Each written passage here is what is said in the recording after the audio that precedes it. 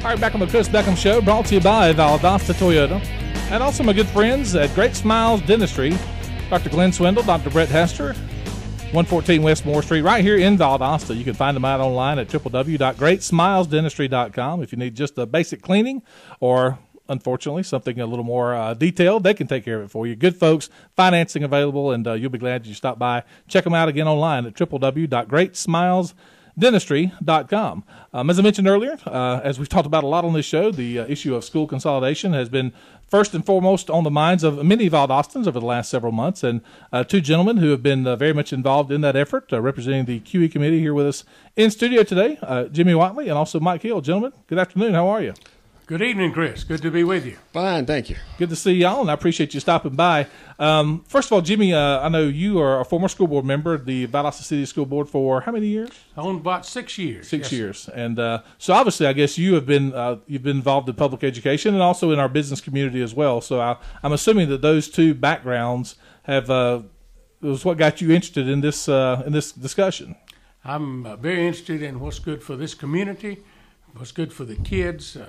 My wife and I have two great kids, and both of them got 12 years in our city public system, and they did super. I mean, it was a phenomenal education. And so I'd like to see that continue, and all the kids that are there now have an opportunity to become the best that they can be. There you go. And, in the county and in the city. In both of them. Let's talk about the issues, because as this discussion has gone on, there's been forums both put on by the CUEE committee and also the different boards of education. When you're out talking to people, what are some of the points that you're trying to stress, and what are some of the issues that you want people to take a look at? The first thing I want people to understand is that fear is the last thing they need to listen to. And when people say, well, we don't this, we don't that, we don't know, the wisdom of our state folks put a law in place that said that there will be some time to develop a plan, and that time is after the vote. It clearly says, and that's one of the things I wanted people to understand. I'm going to read it from Section 22-371. It says, when the results of the election held under the Code 20-2-370, that's the kind we're going to have on the 8th, are declared and published in favor of repealing such independent school system, making the territory included in the system that are to become part of the county school system. Such independent or local school system shall continue, that doesn't stop, doesn't change, shall continue to function until its local laws, under its local laws, organizations, and regulations, until the County School Board of Education shall arrange for the operation of such schools or schools within the local system as a part of that public school system. It says that if the vote is in favor, then until the county system is ready, then nothing changes. There's no drop-dead date on the 9th. The law clearly provides for a continuation of what's going on right now. And then when people have had their minds changed a little bit, right now nobody in either system wants to sit down and discuss the what-ifs. It's just one of those things that we being humans, we want to do it a certain way, and once the vote is taken, then it's my humble opinion that clear heads will stand up and say, okay, this has passed. Now how do we go about it? And a plan will come in place based on the people that got to make it happen. The CUEE committee can't do that plan. Right. They don't understand the education from the ins and nuts and bolts and laws and regulations, but the people that are there, the school superintendents of both schools, the directors, the principals, the teachers, and parents and stakeholders from all out the county and the city, they'll sit down together, and if it takes a year and a half to develop a plan that implements how we're going to go about electing a new school board that represents the entire county and city at that time. How are we going to assign principals and teachers? All of the complex issues, you need to have time to think it through, to work it through a planning committee there with the schools and with the parents. And at that point in time, then the county can say, we are ready, and in the fall of 2013, we're going to do this. And you'll have a budget in place. You'll understand what's going to happen to the financing, and everybody will know who's on first, who's on second, who's on third.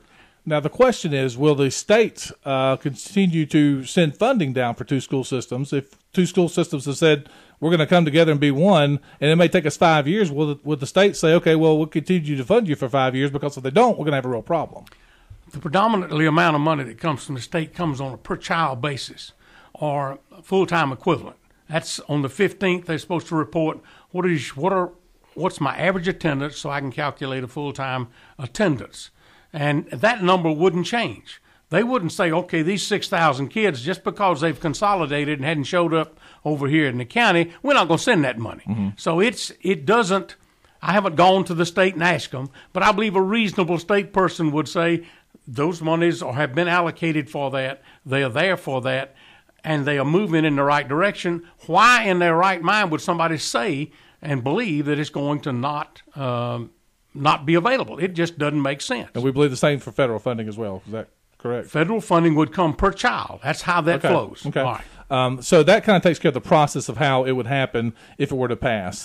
That's just my suggestion. Right. And there probably going to be folks when it passes, or if it does, they'll have better ideas than mine. But I'm here to tell you, signing up on the 9th and shutting down what's doing and taking over without any plan, right. Now that is a sign for, I won't say. It would be folly, I would think. And again, I know we have phone calls coming in, and we're going to be taking some phone calls. But first, we want to get an idea of exactly what they're talking about. So, callers, don't think I'm ignoring you. We'll get to you, I promise. But we want to give them a chance to speak first. So that talks about the process of it and what may or may not happen if it does pass. But let's talk about why CUEE believes the consolidation will enhance education. That's the entire crux, the entire push is making education better for school children in Valdosta and Lowndes County. Why would that happen if we consolidate school systems? I take a perspective of, let's look 10 years down the road. Okay. All right. If you stop today and don't consolidate, the city system will look a lot more like what's going on in Albany, Georgia today. When I was on the school board probably 16, 18 years ago, I started tracking attendance by school, by race. I looked at graduation, and my way of looking at graduation rate was to take the number of kids that come into the 9th grade and look how many graduate 3 years later. Mm-hmm. And that number showed that we were doing a pitiful job. We were in the 60 to 65% pass, mm-hmm. Graduating. It also showed that we were trending toward a balanced racial school system to one that more came toward the African American approach. It was what we'll talk about. It's called white flight. It started occurring in seriousness about middle of my term, and today it's continued. And if you draw a line and look at the graph, what you'll see is over time we're going to become a predominantly one race system in the city. If we say 10 years from now that's what's going to happen in the city, and we then have to answer the question, is that the right balance to educate our kids in? Because when they leave, they go into a different type of work environment, a different type of a living environment. Because people, if they go outside of the Valdosta area, the racial content and the economic content and the challenge for jobs is going to be different. So 10 years down the road, that's one thing we'll see. If we consolidate ourselves, part of the biggest advantage I see from consolidation is, it's going to take me a little while to get there, but you back up and you look at the most important thing about a child's education. It's not whether we consolidate or not. It's not even the value of the teacher. It's not the dollars per child. It's not the new building, but it's the attitude toward learning they leave home with. You take a child by the age of 3, they've learned 85% of what they'll ever learn in their life. You look at all of the things that they've learned. They learned how to walk, to talk, to think, to see. Their neurons have developed. And we've got to understand that children, when they leave home and show up at our pre-K and at our kindergarten and show up in first grade, that don't know how to even identify their colors or to know how to write the letters or how to do anything in that line, it's very difficult to get them to read by the age of 3. But if you put a child in the environment where 85 to 90% of the children in that class are in the same boat, then what you end up doing is saying that's okay. The positive peer pressure that can come from a blend of children that some are at a different level and can really step up, that peer pressure to learn. Oh, Johnny knows who George Washington is. Why don't I know? I need to know. It puts in their mind a desire to learn better. And so part of the biggest thing I see is that it puts a child in an environment that's more going to mimic what he works in and lives in after that. And the other thing it does is it's a way to stimulate that child to learn. We cannot go back to the home. We can't go in the house and do everything, but we can stimulate that child as soon as they get to school.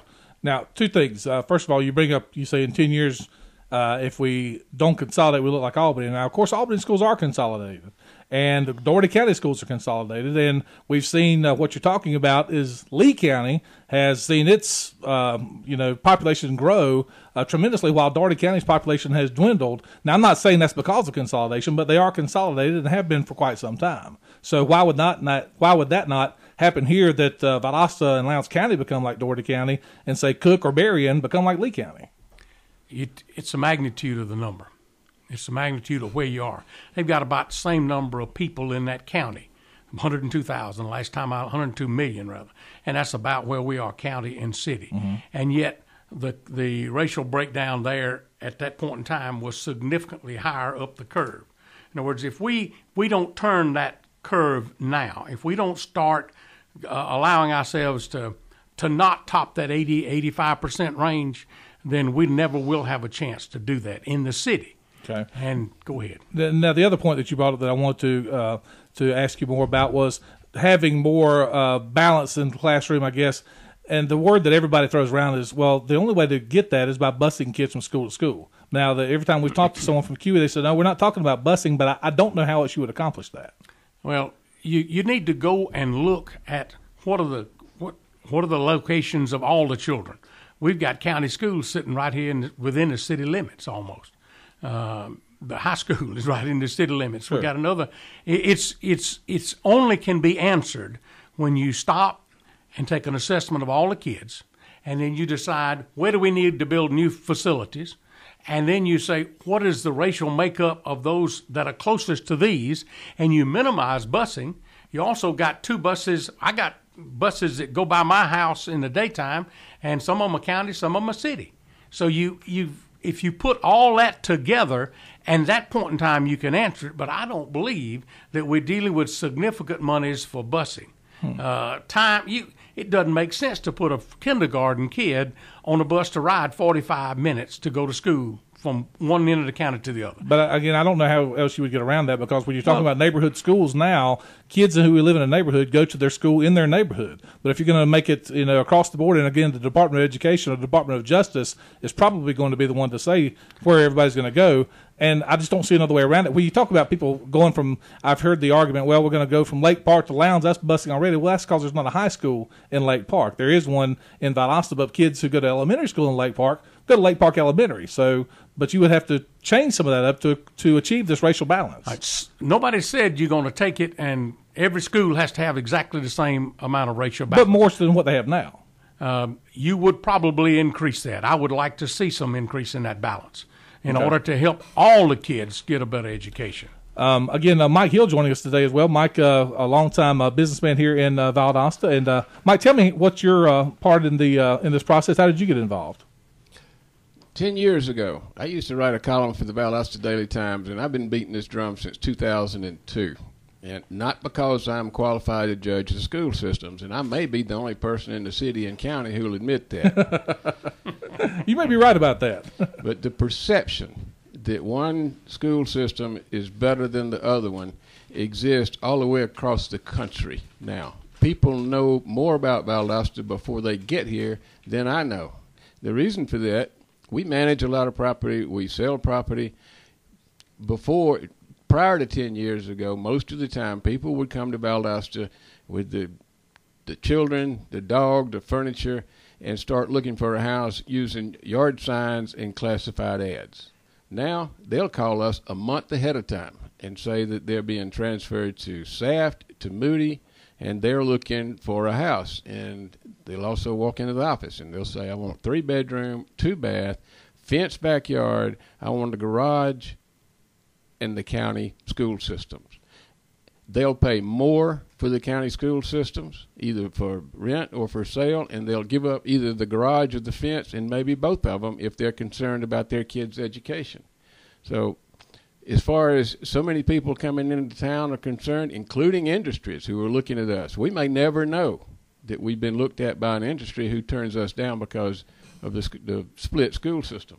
But we've talked to people about that if people who worked in economic development. I know Jerome Tucker, who worked with the Chamber for a long time, said, I've never been asked that. We spoke to Don Sims, who's the president of the Chamber of Commerce in Thomasville, which also has a city school system and a county school system. He said, when businesses look to locate here, they don't ever have to talk about, do you have one or two school systems? They look for tax breaks and transportation and all that kind of stuff, but and a qualified workforce, but not do you have one school system or 10.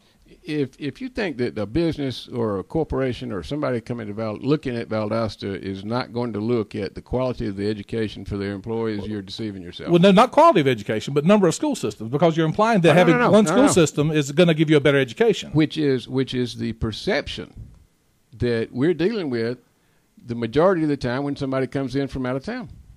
The perception is that one school system is better than the other one, and that perception is so strong that they will give up. They will pay higher payments. They'll give up the garage or the fence. They'll get rid of the Cocker Spaniel sometimes to get into the county school system if they are concerned about their children's education.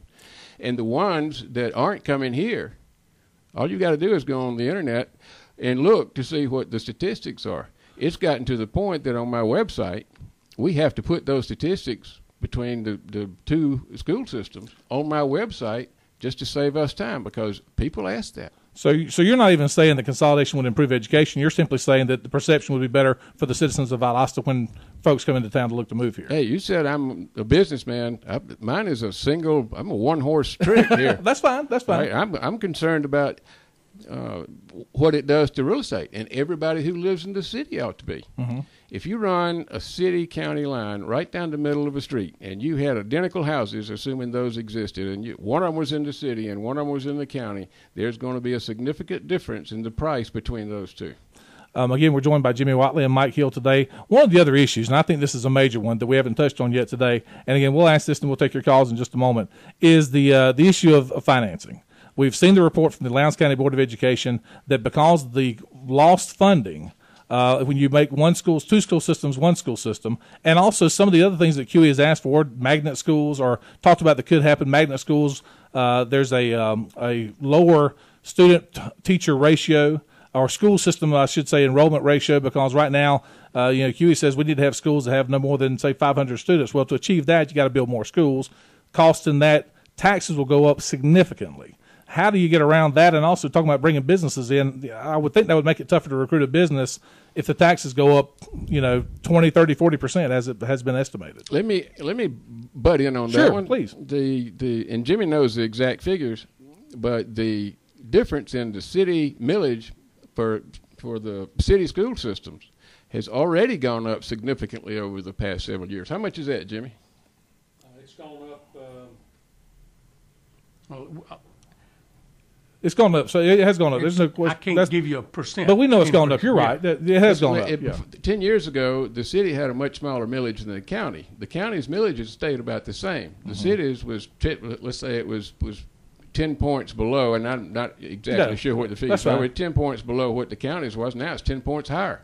And now, again, the estimated is, according to the Lowndes County Board of Education, who studied this by every model that they could, is that those numbers will go up in the county 43%, the city 27%. Nah. Well, you've already got enough money coming in to support two school systems. Why would it go up that Because the much? loss of funding you would get from the federal level. Because the Valdosta City school system gets a lot more federal funding now because of its demographics. That would disappear into one school system. Now, I'm taking that from the educators who deal with it. So, all right. Let me just... Sure, please. Let's peel that onion. Okay.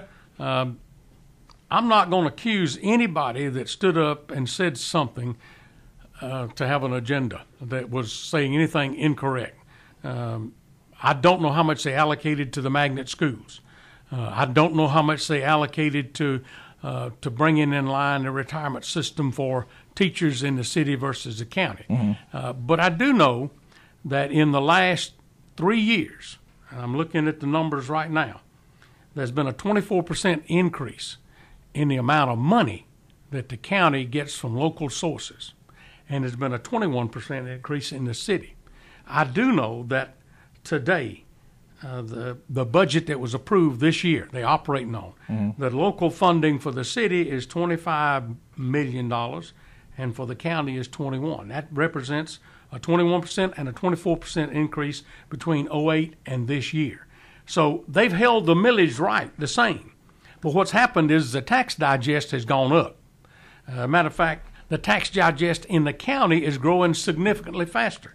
The county, the tax digest is growing over that same period of time 24.23%, and the city has only grown 14%, to tie back into what Mike was talking about. Now let's peel that onion back. I don't have access to all the data that some of the folks have. I wish I did, but I took the total compensation for teachers and staff in the city, and I looked at this retirement. They said it would cost $4 million to equalize them. What happened last year, in last fiscal year, the city had 4.15% that they would contribute a matching to retirement for teachers. And the county said, we're going to give you 6% whether you match it or not. Then at the 1st of July, they changed, both of them did. The city went to 2%. They would match up to 2%. And they did that to balance the budget. I'm not saying it's right or wrong. They made that decision. And the county said, we're not going to just automatically put 6% in your pocket. We're going to say we'll match up to 6%. In order to make that calculation of what the difference would be, I'd have to know what percentage of those people, what their salaries were, and what they, and I don't have access to that. Right. But my guess is that real differential taken from their budget, the salaries, and multiplying it times the 4%, and taking just a little bit off for folks not going, it's less than $1 million. It's not $4 million that I picked up coming there. Another one is the Title I issue. The only way you'll know whether Title I funds are going to follow those kids with low income is to wait until you see how the school system breaks out. The school system, the individual schools are the one that qualify for Title I. And kids with low income that have a certain number in those, and that's written into law, and it's administered by the feds. The other part of the Fed money that will not change is that goes with our Moody Air Force Base. Those kids, wherever they go, that federal money that goes in there, that follows the kids. So whether we consolidate it or not, I humbly believe that if you take a positive approach to how we're going to plan this thing, you're not looking at legally you can't get 25 mils. That's exactly right. You know, so 21 mils. You're looking at staying in that same range. I did some math on what would happen if you didn't do any changes, and I looked at the local tax digest, and I calculated that you would have a millage of 15.83% if you took the same expenses and same tax digest and consolidated that issue. And that's still paying 2 superintendents their salary. That's still doing everything exactly like it is. So I believe that we have not one, but a bunch of red herrings being thrown out. Somebody has an agenda, and they're trying to drive it in a particular way. If they ask the question, how would you make it work? They'll give you a different number than show me why it won't work, which was, I believe that may have been the agenda. You can't ever tell. So it's a difference in the way the question, I guess, is asked, in your opinion. And I haven't approached it from any way other than, I mean, I'm open to facts, but these are facts that I got myself and laid them out there. We got to take a break. We're going to come back and take your calls again. And by the way, the numbers that we're talking about are on the Lowndes County School Board website, so you can check those out and take a look at them for yourself. We'll take a break and come right back. More of the Chris Beckham Show, brought to you by Valdosta Toyota, right after this on News Talk 105.9. This is WVGA. All right, back on the Chris Beckham Show, brought to you by Valdosta Toyota. 241-1059 is our number. Jimmy Whatley and Mike Hill with us, representing the CUEE committee, talking about school consolidation. And again, I appreciate their time for coming in. This has been a very hot topic and a big deal here in Valdosta City and also in Lowndes County, that we want to get as much information out there as we can, and that's why they're here today, and we do appreciate it. And we appreciate your patience. I told you we were going to take phone calls, and because we had such good discussion here, we've not yet gone to the phone line. So if you have a question or comment for Mr. Whatley or Mr. Hill and would like to share it, give us a call, 241-1059. By the way, Jimmy, I know that the CUEE has had many forums over the last couple of months, I guess, or workshop meetings and whatnot. Are there any others scheduled? I don't even know exactly what the schedule is. I know we've had several. I'm actually not on the CUEE committee, Okay, so I don't know. I apologize. That's okay. I'm supporting it and trying to help any way I can. Gotcha. Okay. Well, we'll let you know if there are. I know that there was in the paper today. There was the Lowndes County Board of Education will have another forum, I believe, on November the 1st. And of course, obviously, early voting began yesterday. And we urge you, no matter where you fall on the subject, to get to the polls. November the 8th, you have early voting now. There is absolutely no reason not to make your voice heard at the polls if you are a citizen of the city of Valdosta. So we urge you to go and make your voice heard. And that's what this whole entire thing is about. And I hope we get great voter turnout coming up on November the 8th. Again, 241-1059 is our number. There's so many different areas this encompasses. And let me go to the phones before we get into that. 241-1059. Hello, caller. Go ahead. What's going on, Chris? How much? How are you? Man, I'm wet. Yeah, is it raining? Yeah, it is coming down now. Hey, I got a question I'd like answered. Okay. I would like to know how moving a kid from one school to the next is going to make them learn any better, and how are you going to racially make these schools equal without busing, and how does the CUEE committee plan on paying for all this without raising our taxes? And I'll listen to y'all off there. That's three pretty big, broad questions. I don't know, but I appreciate your time, man. Thanks. We touched on some of that earlier, Jimmy. You talked about, just to quickly recap, you believe that if kids in their schools see kids in their classes, I should say, who are achieving, that's going to drive them to achieve more. Am I right? That is correct. That? Yeah. That's the positive peer pressure approach.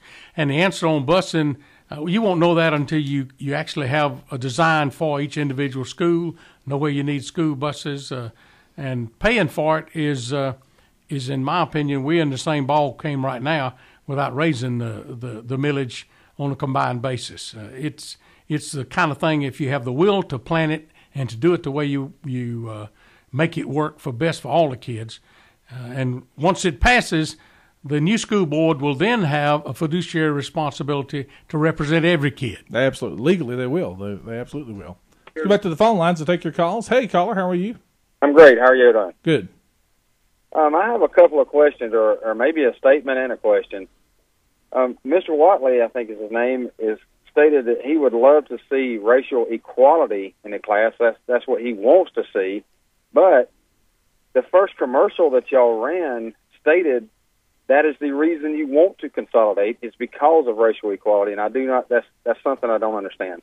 The second one is, I believe he stated we would have to build more schools in certain neighborhoods. And explain to me where that funding will come from, because as it stands right now, Lowndes High can't even afford to build a second high school that they wanted to.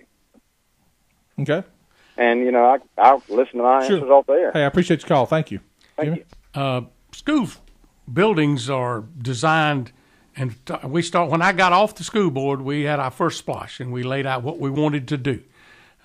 We have spent a ton of money, county and city. I don't know that I said we needed one. I just said if you need one, if the plan calls for it, and I humbly believe that we do need another high school in our combined systems. So that location has already basically been picked. There's a couple of schools already been built there, and I'm of the opinion that if we decide we need one, then a splosh will pass next time. If we don't need anything like that, then splosh may not pass. You don't ever know. But that's where the building funds come from.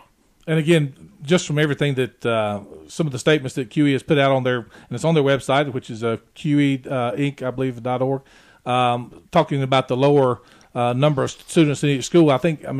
If we have the same number of students that we have now, you're almost going to have to build some to accommodate those, what we would like to see. And, of course, we'd love to see fewer students at a school. But, again, there's a price tag that goes with that. And the first question was equality, and talking about some ads. And I'm not on the CUEE, and I don't remember that. And I don't believe I used equality in that sense. There's a word called balance, and there's a reason that has to come with balance.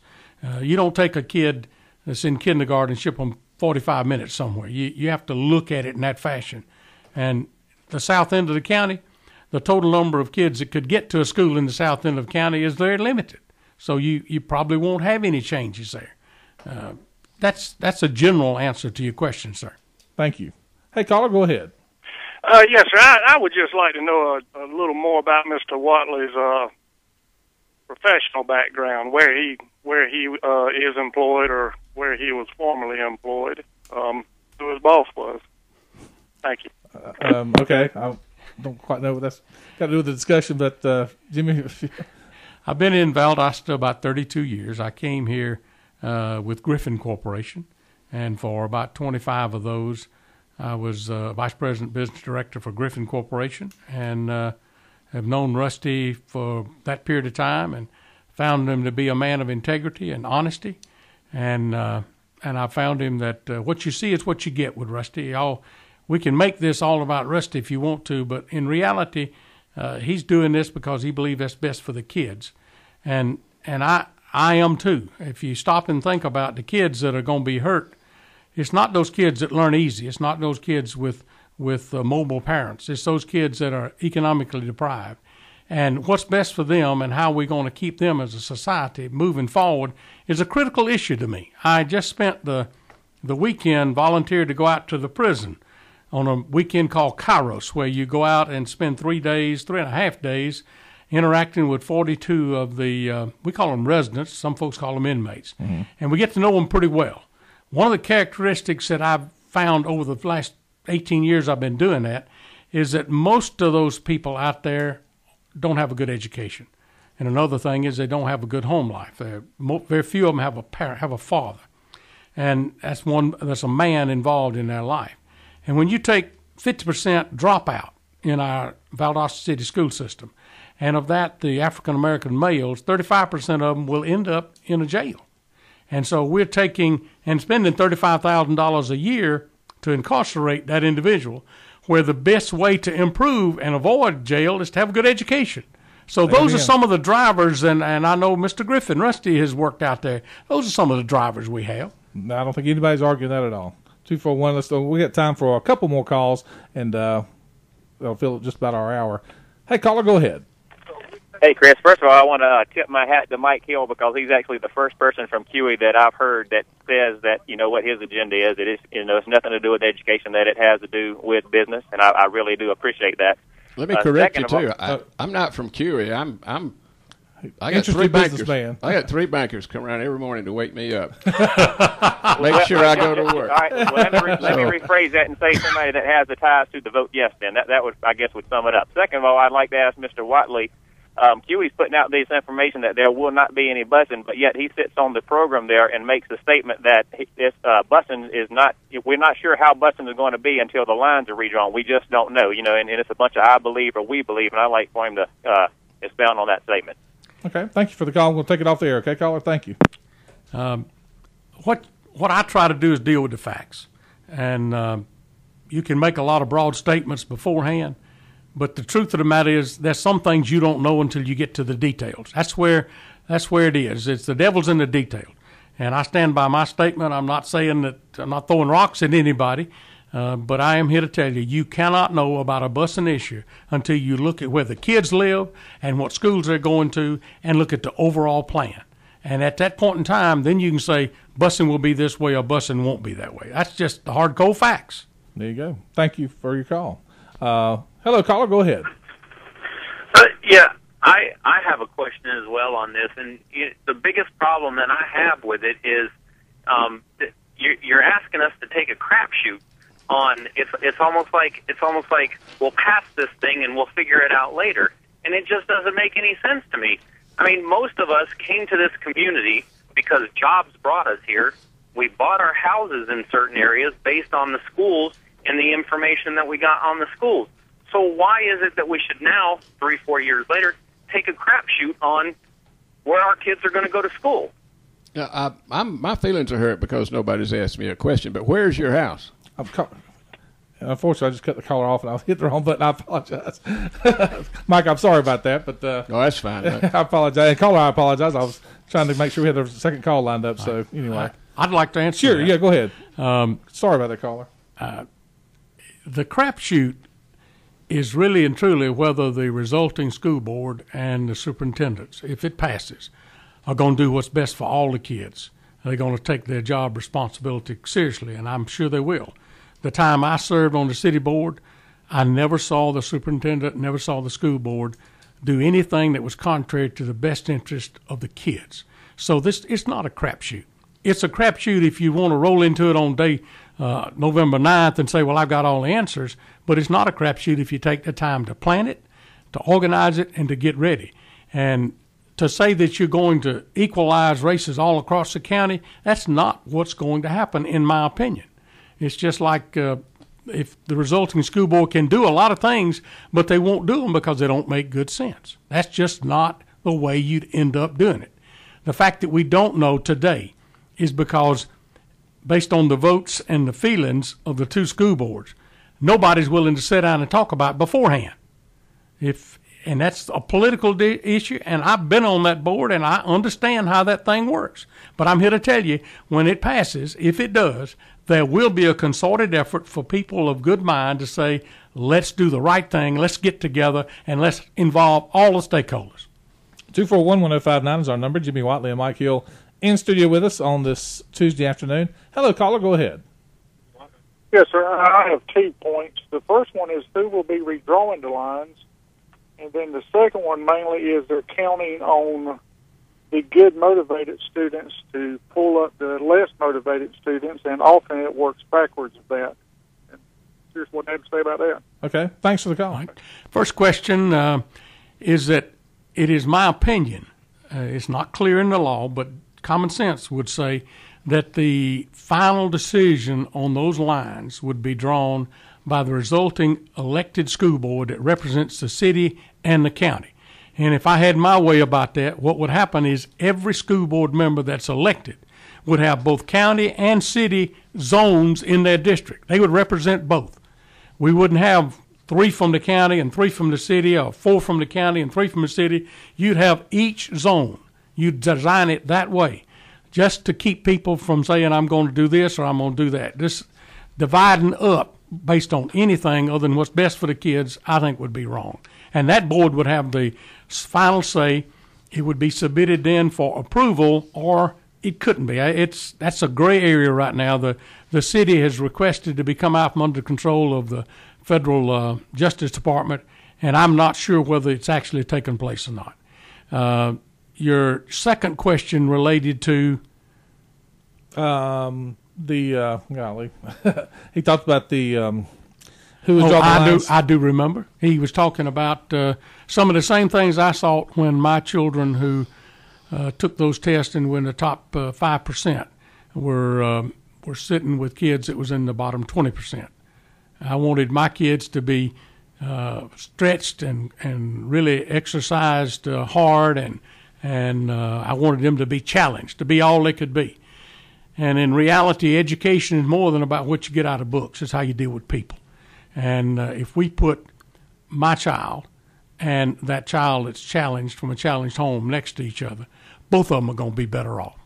I think if you think of it in that mind and give it a chance, I believe you will realize that that is the best interest of both kids. We'll take one more call before we get out of here this hour. We appreciate all your interest. Hello, caller. Go ahead. Hey, how you doing? Good. I think the caller that followed up on not really a crapshoot, but it's kind of like I think you've said before, is that, once the decision's made, there's no turning it back around. Well, is there anybody looked at the question of what happens with the plan when they do all the redistricting and they get all the kids switched around and everything else, and then your property taxes, however they may be, are affected for now and forever, onward, and you don't get any results because the kids still fail? Okay. I mean, in other words, if it actually just doesn't change the outcome. You're saying if it doesn't work, then what kind of backup plan do you have, or I guess that's what you're asking? Kind of. I mean, because of what I understand is there's no bringing back the other system. That's right. Once the charter's gone, it's gone. That's right. So, I mean, you're stuck with a system that's exactly what you already have, except you're paying higher taxes, and you've got still a failed system that didn't achieve anything Okay. except raising your taxes. Carla, we're running short on time, but I got your question, and thank you. Jimmy? To start with, I'd say that your assumption that we're dealing with higher taxes is not one that I accept at face value. I've sat in those boardrooms where you set the millage and you look at the cost, and there's a lot of flexibility in terms of how you go at that. If you take the desire that we're going to put these resources where we can make the maximum return in terms of educating kids using practices that we know work, I believe our results will be positive. And I believe that our millage rate overall, the county component, the local contribution is going to be something that you decide when you vote for the school board. If it's getting out of line and you don't like what's happening, then the next set of school board members can listen to you and they will reduce it. Those things are manageable if you put your shoulder to it and decide you want to make it work. Chris? Sure. There you go. We got to get these guys out of here. They spent an hour with us taking your calls and saying their piece, and we certainly do appreciate their time. And again, if you want more information, the CUEE has a website. You can go to there, find out more about the effort coming up on November the 8th. And Mike and Jimmy, let me both say that a lot of folks who would not put themselves out to come on this show and talk about this, and so I appreciate your interest in this issue and your availability to come on the show today. Thank you very much. We're going to take a break and come right back. We got Fox News coming up at the top of the hour. More of the Chris Beckham Show. Brought to you by Valdosta Toyota right after this on News Talk 105.9. This is WVGA. More of the Chris Beckham Show is coming up on News Talk 105.9 WVGA.